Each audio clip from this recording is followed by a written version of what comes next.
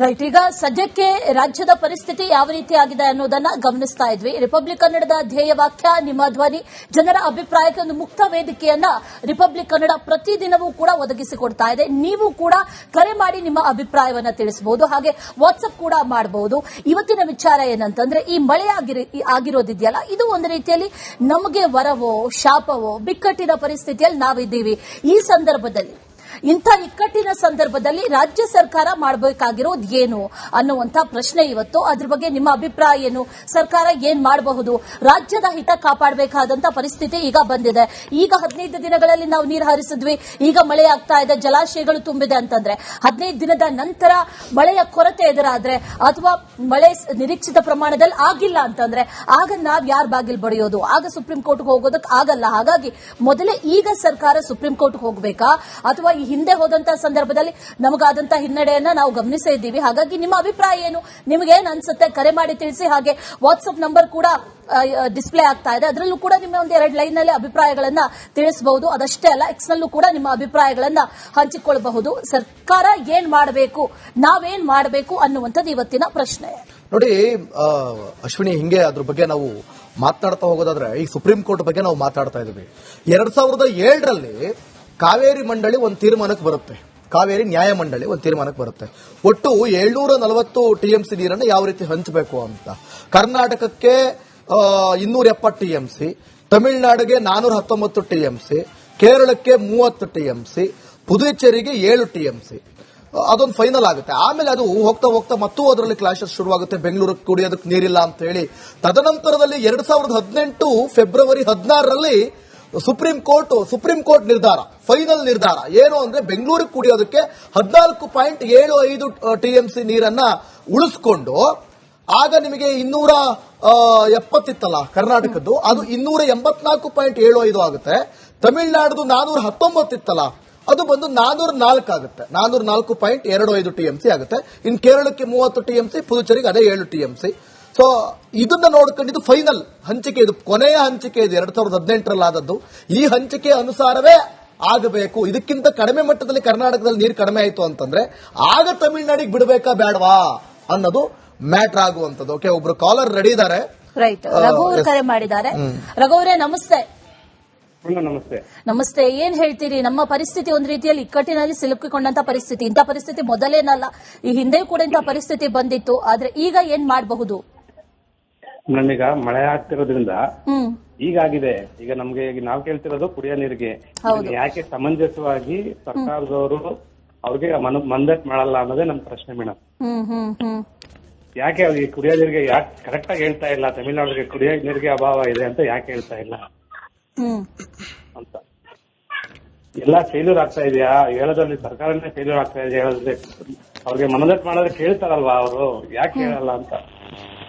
Right, all right. Raghu ಅವರೇ ಧನ್ಯವಾದ ಕರೆ ಮಾಡಿ ನಿಮ್ಮ ಅಭಿಪ್ರಾಯವನ್ನ ತಿಳಿಸಿದ್ದಕ್ಕೆ. ಅವರು ಪ್ರಶ್ನೆ ಮಾಡ್ತಾ ಇದ್ದಾರೆ ಜನರು, ಅದಕ್ಕೆ ಉತ್ತರ ಸರ್ಕಾರ ಕೊಡಬೇಕಾಗುತ್ತೆ. ಶಿವಮೊಗ್ಗದಿಂದ ಶಿವಯ್ಯ ಅನ್ನೋರು ಕರೆ ಮಾಡಿದ್ದಾರೆ. ಶಿವಯ್ಯ ನಮಸ್ಕಾರ. ಸರ್ ನಮಸ್ಕಾರ. ಸರ್, ಏನ್ ಹೇಳೋದಕ್ಕೆ ಬಯಸ್ತೀರಿ? ಈಗ ನೀವು ಶಿವಮೊಗ್ಗದವರು, ಕಾವೇರಿ ನೀರಿನ ವಿಚಾರಕ್ಕೆ ಬಂದಾಗ ಈ ರೀತಿ ಸಮಸ್ಯೆಗಳಾಗ್ತಾ ಇದೆ ಹಿಂದೆಯಿಂದಲೂ ಕೂಡ. ಇದನ್ನು ಯಾವ ರೀತಿ ಬಗೆಹರಿಸುವಂತ ನಿಟ್ಟಿನಲ್ಲಿ ಸರ್ಕಾರ ಕೆಲಸ ಮಾಡಬೇಕು? ಇಡೀ ರಾಜ್ಯ ಒಂದೇ ಸರ್. ರಾಜ್ಯಾದ್ಯಂತ ಇರುವಂತಹ ಜನಗಳೆಲ್ಲರೂ ಬೆಂಗಳೂರಲ್ಲೂ ಇರ್ತಾರೆ, ಶಿವಮೊಗ್ಗದಲ್ಲೂ ಇರ್ತಾರೆ. ಕಾವೇರಿ ನಮ್ಮದು. ಕಾವೇರಿನ ಯಾವತ್ತೂ ಸಹ ನಾವು ಬಿಟ್ಕೊಡಕ್ ಸಾಧ್ಯ ಇಲ್ಲ. ಈಗ ತಮಿಳುನಾಡು ಹೇಳ್ಬಿಡ್ತು ಅಂತ ಹೇಳ್ಬಿಟ್ಟು ನಾವು ಬಿಡಕ್ಕೆ, ನಮಗೆ ಮಳೆ ಆಗಿಲ್ಲ, ನಮಗೆ ಕುಡಿಯೋ ನೀರಿಲ್ಲ ಅಂದ್ರೆ ನಾವೇ ಇಲ್ಲಿ ಬರ ಬಂದು ಸಾಯ್ತಾ ಇದೀವಿ. ಬೇರೆ ಪ್ರದೇಶಕ್ಕೆ ನೀರು ಬಿಡಬೇಕು ಅಂದ್ರೆ ಇದಕ್ಕೆ ಸರ್ಕಾರ ಹೊಣೆ ಆಗುತ್ತೆ. ಸರ್ಕಾರ ತನ್ನ ಒಂದು ಉದ್ದೇಶವನ್ನ ಯಾರೋ ಹೇಳಿದ್ರು ಅಂತ ಹೇಳ್ಬಿಟ್ಟು ಬಿಡುವಂತದ್ದು ಸಮಂಜಸ ಅಲ್ಲ ಸರ್. ಅಲ್ಲ, ಮಳೆ ಬರ್ತಾ ಇದೆ, ಮಳೆ ಬಂದು ಸ್ವಲ್ಪ ಒಳಹರಿವೆಲ್ಲ ಹೆಚ್ಚಾಗ್ತಾ ಇದೆ. ಇಂಥ ಸಂದರ್ಭದಲ್ಲಿ ಏನ್ ಮಾಡಬಹುದು ಅನ್ನೋದೇ ನಮ್ಮ ರಿಯಲ್ ಪ್ರಶ್ನೆ.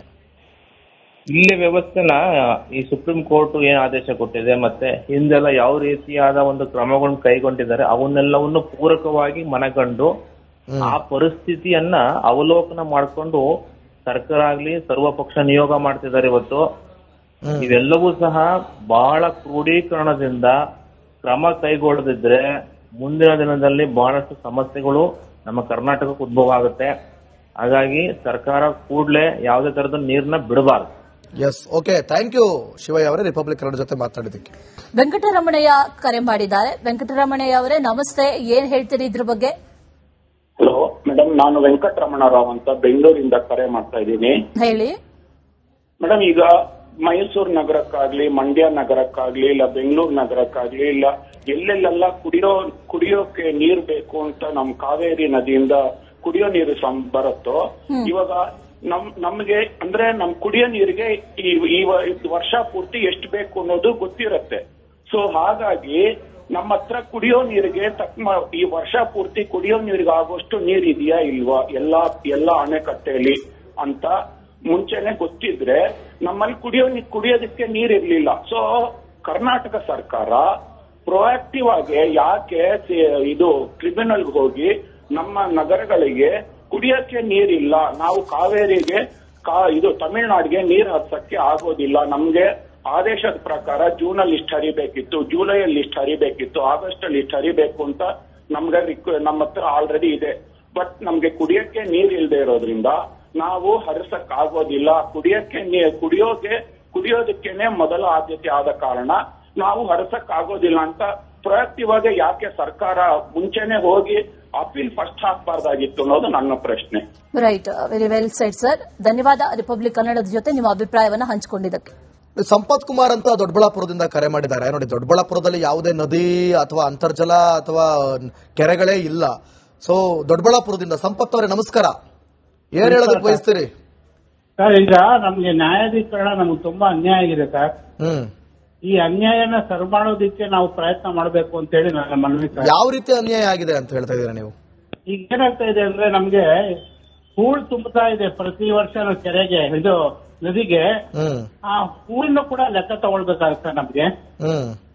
ಹೂಳು ಲೆಕ್ಕ ತಗೊಳ್ಬೇಕು. ಮತ್ತೆ ಮಳೆ ಕಡಿಮೆ ಆದಾಗ ಹಳೆ ಲೆಕ್ಕಾಚಾರನ ಮಾತ್ರ ತೋರಿಸ್ತಾ ಇದ್ದಾರೆ ಹೊರತು ಇವತ್ತಿನ ಪ್ರಸಕ್ತ ಪರಿಸ್ಥಿತಿಯನ್ನು ಅರ್ಥ ಮಾಡ್ಕೊಂಡ್ರೆ ನ್ಯಾಯಾಧೀಕರಣ ಇದ್ರ ಬಗ್ಗೆ ಯೋಚನೆ ಮಾಡೋದಕ್ಕೆ ನಮ್ಮ ಸರ್ಕಾರ ಬಹಳ ಒತ್ತಡ ಕೊಡ್ಬೇಕು ಸರ್ ಇದು ವಿಚಾರವಾಗಿ. ಕಬಿನಿ ಜಲಾಶಯ ತುಂಬಿದೆ, ಒಳಹರಿವು ಹೆಚ್ಚಾಗ್ತಾ ಇದೆ. ಇಂಥ ಸಂದರ್ಭದಲ್ಲಿ ನೀರು ಬಿಡಬಹುದಾ ತಮಿಳುನಾಡಿಗೆ? ಇಲ್ಲ, ಈಗ ನೀರ್ ಬಿಡಬಹುದು ಅಂತ ಹೇಳಿದ್ರೆ ಈ ಸದ್ಯಕ್ಕೆ ಇದು ಪರಿಹಾರ. ಮುಂದಿನ ದಿನಗಳಲ್ಲಿ ಇದನ್ನ ನಾವು ಯಾವ ರೀತಿಯಾಗಿ ಕ್ಯಾಲ್ಕುಲೇಟ್ ತಗೊಳ್ಬೇಕು ಅನ್ನೋದ್ರ ಬಗ್ಗೆ ಸರ್ಕಾರ ಯೋಚನೆ ಮಾಡ್ಬೇಕು ಸರ್ ಇದು. ಓಕೆ, ಥ್ಯಾಂಕ್ ಯು ಸಂಪತ್ ಅವರೇ. ಅಂದ್ರೆ ನೋಡಿ, ಈಗ ನೀರ್ ಬಿಡುವಂತದ್ದು ಓಕೆ, ಜಸ್ಟ್ ಈಗಿನ ಪರಿಹಾರ, ಬಟ್ ಮುಂದೆ ಇದೇ ರೀತಿ ಆಗ್ಬೇಕಲ್ಲ, ಅದ್ರ ಬಗ್ಗೆ ಬೇಗ ಪರಿಹಾರನ ಕಂಡುಕೊಳ್ಬೇಕು ಅಂತ ಹೇಳ್ತಾ ಇದ್ದಾರೆ. Thank you. ಹಂಪಿಯಿಂದ ಪ್ರಶಾಂತ್ ಕರೆ ಮಾಡಿದ್ದಾರೆ. ಪ್ರಶಾಂತ್ ಅವರೇ ನಮಸ್ತೆ, ಏನು ಹೇಳೋದಕ್ಕೆ ಬಯಸ್ತೀರಿ? ಮೇಡಮ್ ನಮಸ್ತೆ. ನಮಸ್ತೆ, ಹೇಳಿ.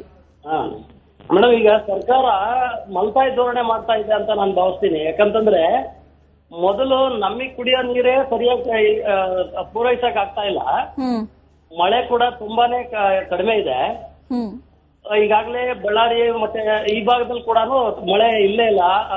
ಏನಂತಾರೆ, ಬರಗಾಲ ಬಂದಿದೆ ಪಾಪ. ಈಗಾಗಲೇ ಬೆಂಗಳೂರಲ್ಲಿ ಅಕ್ಕಪಕ್ಕದ ಡಿಸ್ಟಿಕ್ ಗಳಲ್ಲಿ ತುಂಬಾನೇ ನೀರಿನ ಕೊರತೆ ಇದೆ. ರೈತರಿಗೆ ನೀರಿಲ್ಲದೆ ಹೋದ್ರೆ ಬೆಳೆ ಎಲ್ಲಿಂದ ಬೆಳಿಬೇಕಾಗತ್ತೆ ಅಲ್ವಾ? ಹೌದು. ಸೊ ಹಂಗಾಗಿ ರೈತರನ್ನು ಮೊದಲು ಇವ್ರು ಕಾಪಾಡ್ಕೋಬೇಕಾಗತ್ತೆ. ಯಾಕಂದ್ರೆ ರೈತ ಬೆಳೆದೇ ಹೋದ್ರೆ ಇವ್ರು ಏನ್ ತಿಂತಾರೆ? ನೆಕ್ಸ್ಟ್ ನೀರೇ ಇಲ್ಲದೆ ಹೋದ್ರೆ ಏನ್ ತಿಂತಾರೆ ಒಟ್ಟಿಗೆ? ಸೊ ಹಿಂಗಾಗಿ ನಮಗೆ ನೀರು ಪೂರೈಕೆ ಆಗತ್ತಂತ ಮಳೆ ಏನಾದ್ರು ಸಮೃದ್ಧಿಯಾಗಿ ಬಂದ್ರೆ ಹೆಚ್ಚಾಗಿ ಅವೇ ಹೋಗ್ತಾ ಇರ್ತವೆ. ನಾವೇನ್ ಬಿಡ್ಬೇಕು ಅಥವಾ ಇದ್ ಮಾಡ್ಬೇಕು ಅನ್ನೋದೇನ್ ಬೇಕಾಗಿಲ್ಲ, ಹೌದಾ? ನಮಗೆ ಮಳೆ ಸಮೃದ್ಧಿಯಾಗಿಲ್ಲ, ಇನ್ನು ಬೇರೆಯವರಿಗೆ ನಮ್ಮ ಮನೆಯವರಿಗೆ ನೀರು ಸರಿಯಾಗಿ ಕೊಡದೆ ಹೋದ್ರೆ ಹೊರಗಿಂದ ಬಂದವರಿಗೆ ನೀರು ಕೊಟ್ಟು ಅಂತ ಇದ್ ಮಾಡ್ಬೇಕಾಗತ್ತೆ. All right Prashant.